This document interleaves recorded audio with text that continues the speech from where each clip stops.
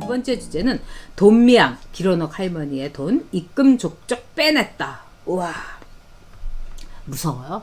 진짜 이 돈미양이라는 여자는 제가 볼 때는 인간이 아닙니다. 이건 악마에 가까워요. 그리고 이거는 여러분 언젠가 드라마로 해갖고 나병 특집에 하면 됩니다. 너무너무 무서워요. 그 돈미양 같이 이렇게 머리 이렇게 하고 땀 찔찔 흘리면서 그 눈으로 그 다음에 김삼서이가 또 옆에서 어기적거리는 거 이거 보여줘야 되겠죠. 자, 이거는요 아주 간단한 겁니다. 한국일보하고 그 다음에 이 한국일보에서 이제 밝힌 건데요. 이 돈미양이의 계좌, 이 정의연의 계좌가 돈미양이 계좌였죠. 근데 길어놓 할머니가 계좌를 2개를 갖고 있었다는 거예요. 근데 이 계좌에서 보니까 서울시에서 길어놓 할머니한테 돈을 이렇게 집어넣잖아요. 그러면 그 다음 날로 현찰로 족족이 빼갔다는 거예요. 한번 스태프님께서 올려주시기 바랍니다. 이게 여러분 길어놓 할머님의 이제 계좌입니다. 그러면 여러분께서 아시다시피 이 계좌에 있는데 그대로 그 다음 날로 돈이 그냥 뭐 300원이면 300원, 600원이면 600원, 이 100원 단위까지도 그냥 제로로 만들면서 그대로 싹싹 다 빠져나가는 거예요. 이런 경우는 드물죠. 우리가 이제 뭐 급여를 받든지 무슨 지원금을 받다 하더라도 보통 여러분 이렇게 보면은요, 보세요. 이 170 얼마가 들어왔는데 그 다음 날로 또 빠지죠, 또 빠지죠, 또 빠지죠. 진짜 무섭습니다. 그러니까 예금 이자가 70 몇 원 이게 붙었어요. 그러니까 그 통장에 돈을 안 남겨놨다는 겁니다. 그리고 이미 그때는 가족들의 증언도 그렇고 의사들의 증언도 그렇고 이미 다 길어놓 할머님의 치매 증상이 굉장히 심각하다 이렇게 됐다는 거예요. 그래가지고 이 돈이 이 성산지점이라고 있죠. 성산동. 바로 성산동이면은 그 마포에서 그 명성교회에서 빌려줬던 길어놓 할머니가 계시던 이 쉼터였습니다. 거기에 손소장이란 사람, 길어놓 할머니 이렇게 있었죠. 근데 이 손소장이라는 분이 한 달에 80만 원이라는 월급에 16년을 받았대잖아요. 근데 이분이 이렇게 다 돈을 빼가지고 인마이 포켓을 했으면은 뭐 될 수가 없는 일이죠. 응? 그러니까 이 돈이 어디로 갔느냐 이 문제입니다. 그래서 이 돈과 더불어서요, 이 통장 빼놓고도요, 여러분, 통장이 또 하나가 있었대요. 그러면 그 통장에 있는 것까지 하면은, 길어놓 할머니한테만 이 윤미향이가 이런 식으로 빼돌린 거, 들어오자마자 그 다음날로 현찰 땡겨가지고 찾아간 거, 이거만 해도 무려 얼마냐 돈이? 4억 원이라는 거예요. 자, 이제 내려주셔도 될 것 같아요. 참 저는 이 통장을 보니까 통장 내역을 보니까 너무너무 무서웠어요. 우리 하루하나님께서 무섭다 진짜 소름 끼치죠. 사라님께서도 정은경 진짜 서울시장 될 것 같아요. 야권에서 대형 후보가 안 나오는 이상 아마도 여자는 반드시 여자로 내세울 겁니다. 그렇다면은 제가 보기에는 정은경과 추미애 뭐 이렇게 보겠죠. 근데 진짜 이 통장 얘기로 다시 돌아와서 이건 악마도 이렇게 하기는, 악마도 길어놓 할머니 그 고생을 한 종군 위안부 할머님이 나중에 치매까지 걸렸어요. 근데 거기서 돈을 이렇게 빼갔을까? 응? 그대로 빼갔을까? 정말 이 앵벌이 노릇을 할머니한테 시킨 거죠. 네, 딸기파파님께서 돈미양은 결국 위안부 할머니들 포주였던 겁니다. 정말 너무너무 나쁜 인간도 아닌 거죠. 진짜 인간도 아닌 거죠. 무적의 백만님, 현대에 살고 있는 백설공주의 양모, 계모가 바로 돈미양이다. 백설공주의 계모는 미모나 이거 했죠. 제가 보기에는 김미진님 말씀대로 당군 일의 최고의 악녀고 이건 인간이 아닙니다. 이거는 당장 이렇게 통장까지 나왔으면은 민주당에서 정말 돈미양 구속시켜야 됩니다. 이건 구속감이에요. 그리고 또 이제 그 손 소장이란 분. 자, 여기에서 이 김경률 회계사가 이제 이 계좌를 쫙 이렇게 보면서 이렇게 요즘 들어가지고 돈이 들어오면은 그 다음날로 빼가고 이러는 사람은 굉장히 드물다. 그렇기 때문에 성산동의 창고에 있는 사람은 누가 빼갔는지를 알고 있을 거다 이겁니다. 네, 당연하겠죠. 왜냐하면 이게 200 몇 차례라잖아요. 그러면 그 창고에 요즘 이렇게 돈 들어오면 그대로 빼가고 그러면 안녕하세요 이러고 뭐 그 성산동 지점에 있는 창고에 있는 직원하고는 분명히 안면이 텄을 겁니다. 그러면 딱 사진만 보여주면 아는 거죠. 누가 찾아왔느냐. 그리고 이미 그 창고의 여주분은 알고 있을 거예요. 제가 보기에는 99% 손소장일 가능성이 여러분 매우 큽니다. 손소장일 가능성이. 그리고 왜 그러냐. 이 손소장이 엄청 바쁜 날이 있었을 수 있겠죠. 그럴 때 이 계좌 이체를 3번을 했다고 그럽니다. 근데 이 3번의 계좌 이체가 손소장의 계좌로 됐다는 거예요. 이 정도면은 뭐 의심의 여지라든가 의문부호 하나 없이 그냥 깔끔하게 떨어지는 거 아니겠습니까? 진짜 무서운 일이죠, 여러분.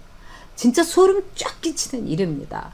자, 우리 리사님께서 슈퍼챗으로 후원해 주셨습니다. 아우, 리사님은 제 친구인데 굉장히 제가 많은 걸 배우는 분이에요. 문화, 예술 모르는 게 없으시고 그 다음에 그 깊이가 대단한 분인데 아유 감사합니다 리사님. 네, 제가 맛있는 커피 제가 뵙게 되면 쏘겠습니다. 네, 자 우리 벤틀리님께서 돈미양뿐만 아니라 정의연 모두 최소한 기자회견에 나왔던 인간들 끔찍하고 구속시켜야 됩니다. 그리고 이 건으로 이 외국 같으면은요 재단 해체하고 이 사람들 다 검찰 수사받고 물론 재판에 가긴 했지만 돈미양으로 끝날 일이 아닙니다.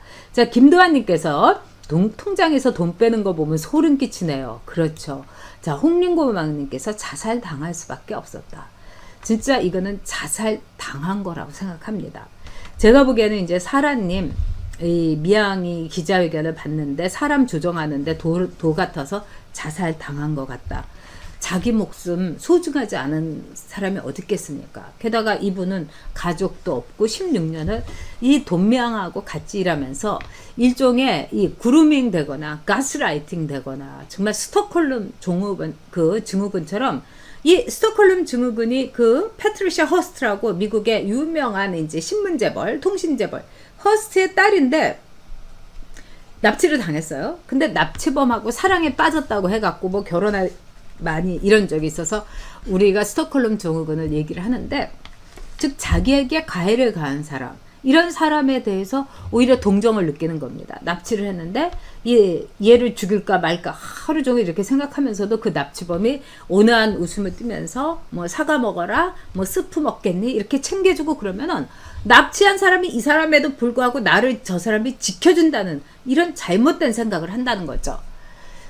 이 손 소장도 분명히 그런 생각을 했을 것 같습니다. 그리고 80만 원의 월급을 받으면서도 다 뭐 종군 위안부 할머니들 위해서 쓴다 하니까 그거를 그 안에서 할머님하고 둘이서만 딱 생활하고 다른 사람 이렇게 접촉 많이 못하고 이러면 이제 돈명에 대해 그렇게 생각을 할 수가 있겠죠. 그리고 돈명이 그 손 소장이 자살 당하기 전에 수없이 통화를 한 사람 아닙니까? 그때 돈명이 협박도 했을 겁니다. 나는 증거가 없어. 그리고 그거 소장님이 다 찾았잖아. 응? 그리고 소장님 얼굴 다 알잖아. 결국 소장님이 책임져야 되고 이거 재판 가고 그러면 난 국회의원 됐으니까 소장님이 이건 안고 가야 돼. 이렇게 얘기했겠죠. 그래서 이 손 소장이란 사람은 윤미향하고 통화를 하고 그 전화기를 윤미향이 하도 전화해갖고 들들 볶으니까 자기 차에다가 놓고 올라와가지고 극단적인 선택을 한 거죠. 정말 이거는요, 이 살인 교사죄로 윤미향을 저는 집어넣어도 된다고 봅니다. 이분이 윤미향의 심부름만 하고 또 할머니 하면서 이분이 얼마나 힘들었겠습니까? 그리고 막판에 벼랑끝까지 올린 거죠. 근데 이 사람한테 윤미향이가 어떤 식으로 말해서 어떤 식으로 도대체 협박을 했길래 이런 극단적인 선택을 했겠는가. 와, 소름 끼칩니다. 이거는 여러분 진짜 영화 한 편 만들어야 돼요. 그러면 윤미향 역할을 다들 안 하겠다고 하겠죠. 나중에 윤미향 역할을 하게 되면은 어떻게 하겠습니까? 뭐 광고도 끊어주고 다 날 거 아니에요. 진짜 윤미향 역할 할 만한 배우들도 별로 없고, 응? 김규리 시키나? 예? 김규리 옛날에 김민선이었다네. 응? 걔 시킬 수도 없고, 네 그렇네요. 네, 응? 제가 보기에는 한 사람 생각나는 사람이 있어요. 이 영화를 돈미양, 응?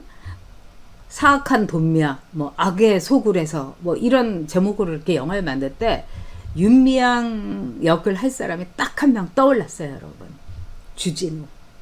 주진우 좀 비슷하지 않아요? 머리 이렇게 해가지고, 예? 그래가지고 머리만 좀 비스듬히 해가지고 까만 옷 입고 땀 삘삘 흘리고 그러면 주진우가 윤미향 역할 하기에 참 저격이에요. 제가 이렇게 돈미향을 보면서 어디서 많이 봤다, 인상이 좀 지저분한 게 어디서 많이 본 것 같다, 이런 생각을 했었는데 딱 보니까 주진우랑 상당히 닮지 않았어요, 여러분? 그래서 주연 주진우, 네, 이래가지고 이 감독은 누구를 시킬까요? 이 플랜 B 뭐 이런 거 했다는 감독, 그 다음에 제작은 김어준이 시킬 수도 없고요. 제가 볼 때는 하여튼 기가 막힙니다. 아, 김부선. 마이디서는 김부선이 씨가 너무나 모욕적으로 느낄 것 같아요. 네, 참, 김규리 이번에도 청와대 밟았더만. 김규리는 아주 챙겨주고 있죠. 지금 아주 많이 챙겨주고 있습니다. 또 김규리는 또 그걸 통해 가지고 배역도 안 들어오고 이러는데 TBS에 가서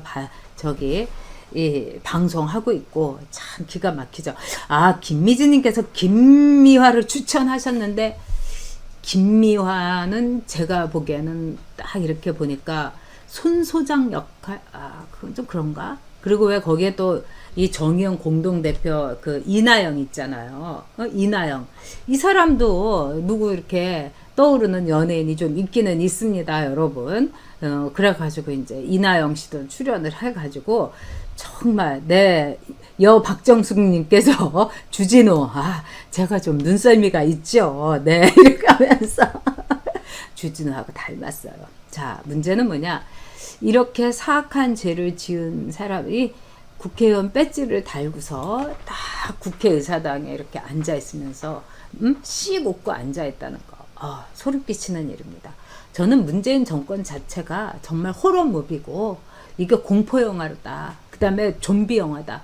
그리고 이번에 국회에 들어와 있는 사람들 중에는 좀비들이 많습니다. 뭐 윤미향이, 뭐 양정숙이, 뭐 김홍걸이 할 것 없이. 이게 국회가 아니라 정말 이제까지 그런 말 했죠. 지난 20대 국회는 뭐 식물 국회였다. 뭐 19대 국회는 동물 국회였다. 막 이런 말 했는데 이번 21대 국회는 제가 보기에는 좀비 국회다. 좀비 국회. 국회에 들어와서는 안 될 그 악의 무리들이 좀비가 돼가지고 국회의사당 안에 앉아있다.